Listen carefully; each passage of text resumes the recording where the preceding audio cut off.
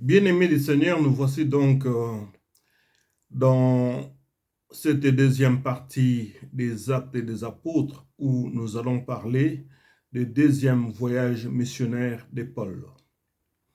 Dans ce deuxième voyage, le point de départ est toujours Antioche, l'église où il venait donc de remettre les recommandations de la conférence dite de Jérusalem signée par les apôtres. Dans cette ville de Lystre où ils vont et aussi à Icône, Paul et Silas, ils vont faire connaissance d'un frère appelé Timothée. Cet homme, on rend un bon témoignage de lui. Il était fils d'une mère juive et d'un père grec. Eunice était la grand-mère de Timothée et Loïs était sa mère. Tous étaient des Juifs qui avaient accepté de donner leur vie à Jésus et de le témoigner comme Seigneur et Sauveur personnel. Mais il y a un problème, c'est que Timothée n'est pas circoncis. Nous retenons donc dans ce voyage à Lystre des préoccupations majeures. Paul va décider donc de circoncire Timothée à cause des Juifs qui étaient dans cette contrée-là. Et Paul déclare en deuxièmement observer les recommandations ou les décisions signées par les apôtres et les anciens de Jérusalem. À cela, nous trouvons un paradoxe. Les paradoxes se révèlent au niveau où, d'une part, pour éviter des difficultés avec les judéo-chrétiens, Paul fait circoncire Timothée à cause des Juifs qui se trouvaient dans les parages, selon Acte 16, le premier verset. Et deuxièmement, alors que d'autre part, Paul recommande l'observance des décisions des apôtres. Et dans cette décision, la question de la circoncision avait été déjà débattue. Et la réponse se trouvait dans les résolutions qu'il n'était nullement question de circoncire les nouveaux convertis. Mais pourquoi Paul fait circoncire Timothée? Dans Acte 15, nous lisons « Quelques hommes venus de la Judée enseignaient les frères en disant « Si vous n'êtes circoncis selon les rites de Moïse, vous ne pouvez être sauvés. »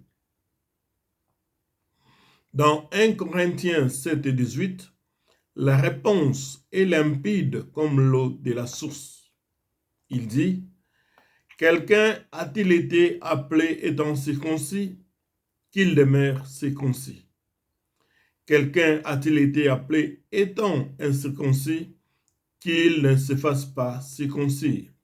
La circoncision n'est rien, et l'incirconcision n'est rien. Mais l'observation des commandements de Dieu est tout, que chacun demeure dans l'état où il était lorsqu'il a été appelé. » Eh bien, à ces paradoxes, nous pouvons avancer cette réponse.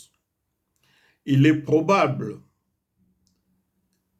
qu'à travers ces paradoxes, il pourrait se définir selon donc la voie de la sagesse, si nous voulons donner la réponse.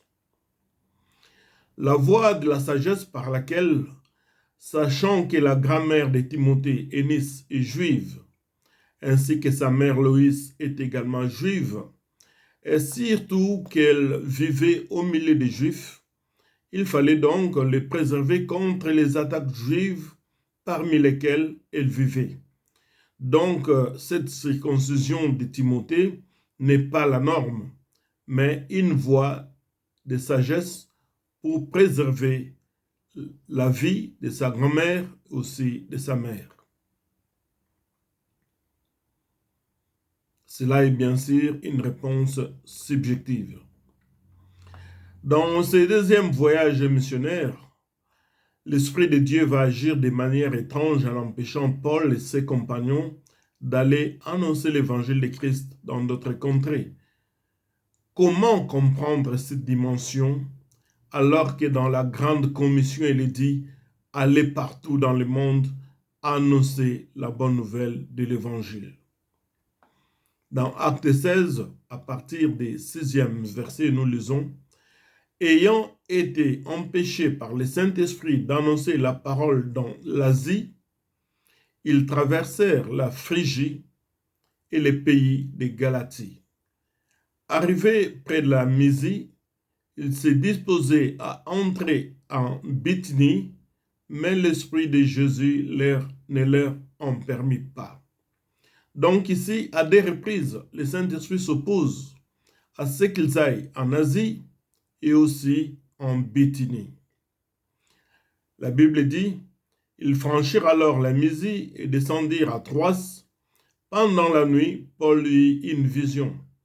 Un Macédonien lui apparut et lui fit cette prière. Passe en Macédoine et secours-nous. Après cette vision de Paul, nous cherchâmes aussitôt à nous rendre en Macédoine, concluant que le Seigneur nous appelait à y annoncer la bonne nouvelle. Étant partis de Troas, nous fîmes voile directement vers la Samothrace et le lendemain, nous débarquâmes à Néapolis.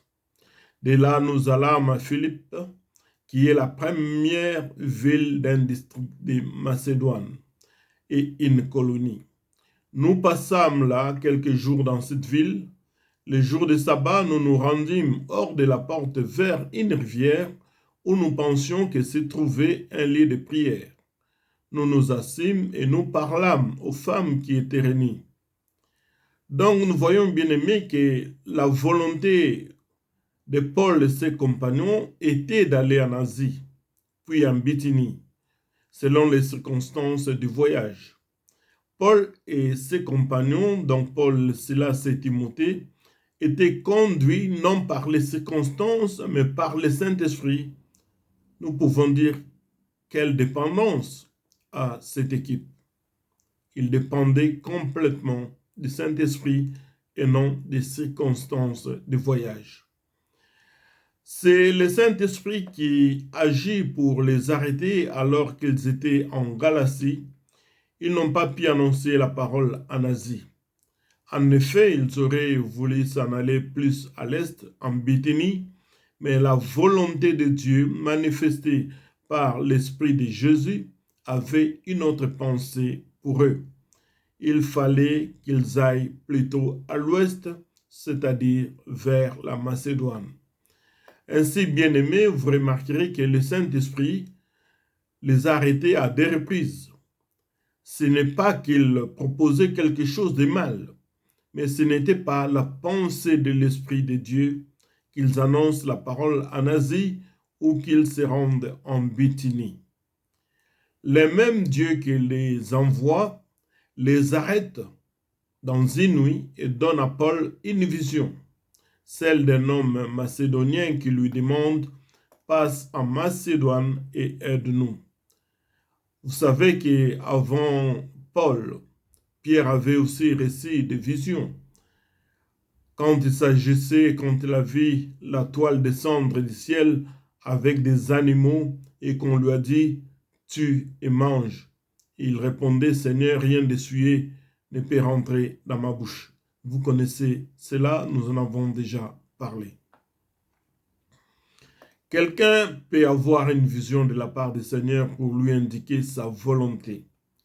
Paul et Silas avaient bien sûr à cœur ces peuples d'Asie et de Bithynie, mais l'Esprit de Dieu avait une autre pensée qui leur sera révélée par une vision nocturne.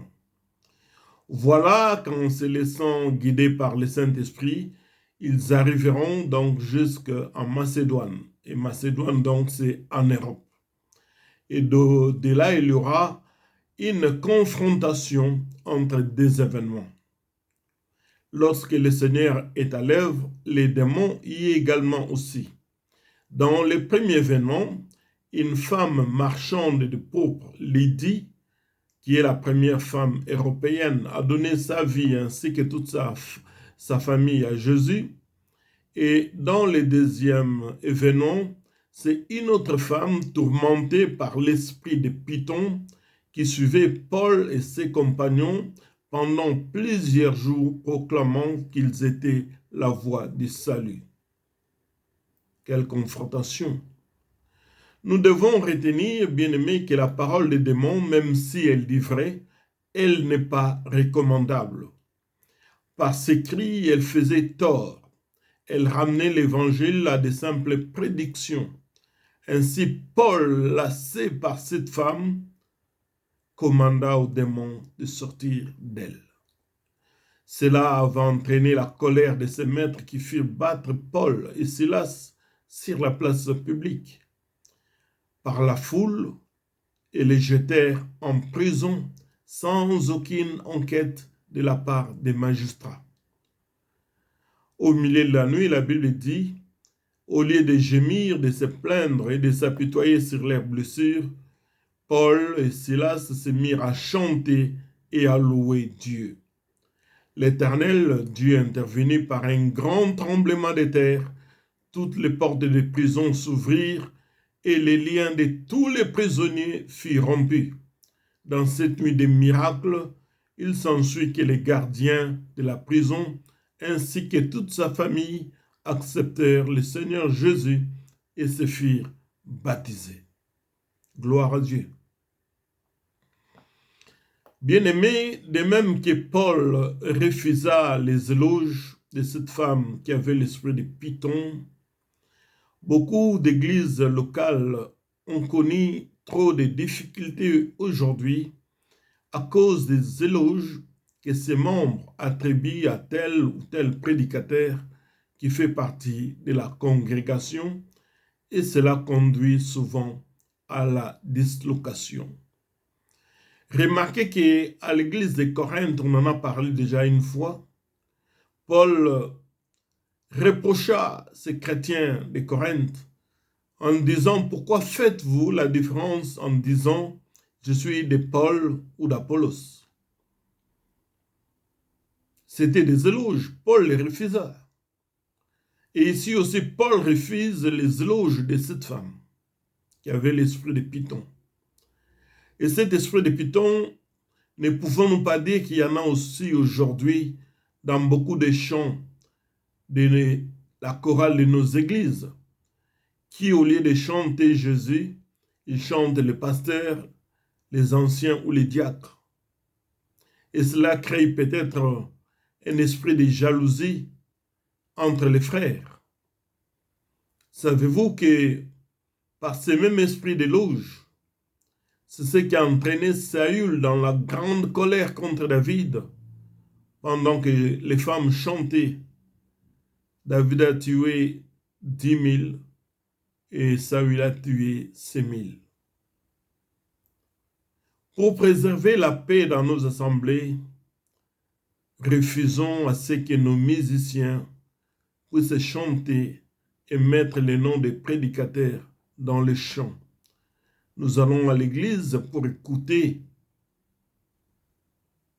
la parole de Dieu et louer Dieu à travers nos cantiques, louer Dieu par la puissance du Saint-Esprit. Mais comment se fait-il que dans beaucoup de chants aujourd'hui, on chante les noms des prédicateurs? À tout homme qui m'entend, que ça ou cette parole soit une piste à l'oreille pour laisser le Saint-Esprit agir et refuser les éloges, comme Paul l'a fait déjà ici. Nous venons de le voir à des reprises. Que Dieu vous bénisse et à très bientôt. Merci beaucoup.